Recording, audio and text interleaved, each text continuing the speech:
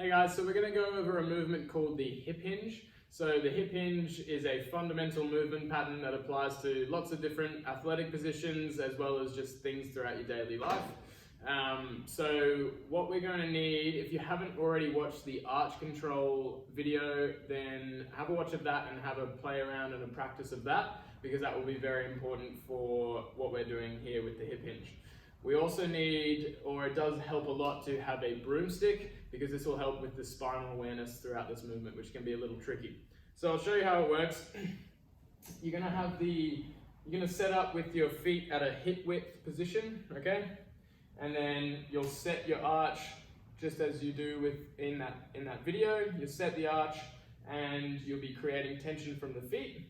From here, 3 points of contact on the broomstick, one on your head, one on your mid-back, and one down near your tailbone. The back of your hand is on this broomstick here to keep it in place, and then the other hand up top. And then from here, you're maintaining the 3 points of contact on the back throughout the entire movement. So what you're doing is hinging your hips back, so your hips are poking backwards like that, and you're standing back up. I'll do it again. Hips poking back, 3 points of contact are maintained throughout the entire way. Standing back up, squeezing your glutes at the top.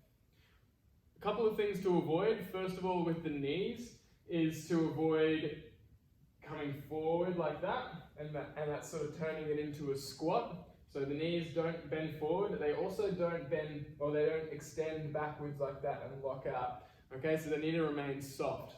So soft knees is just, they don't really move at all. Another thing you can think of is the shins stay vertical the entire time, okay? So as you do this movement, especially if you're doing it properly, then you'll feel some tension in your hamstrings at a certain point. Now that might be here, that might be there, it might be there. It depends on each individual, and it's okay if it's a very short range of motion. If that's all you've got, just push into it a little bit and come back off. Over time, that'll get better with practice. The mobility will get better. Okay, so the other thing just to watch out for is not to allow the broomstick to come off like that, or like this, or like this, okay? None of those are necessarily bad movements, but for this hip hinge pattern, we want to maintain a neutral spine, okay? And we want to have that awareness. So using the broomstick helps build that awareness through your range of motion, okay? Once you're feeling confident to maintain a neutral spine without the broomstick, put it away. And you can use your arms to counterbalance, okay? Once again, setting up at the feet, arch control, pushing your knees out, all of that stuff. And then hinging back, arms forward this time to counterbalance. And then standing back up, squeezing your glutes.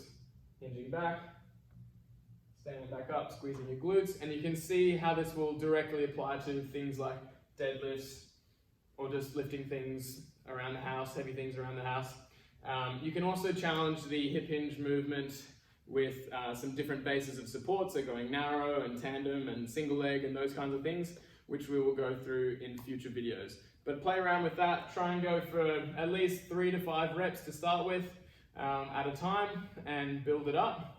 Video yourself, compare the video to this video, and just play around with it, practice it until you're feeling confident.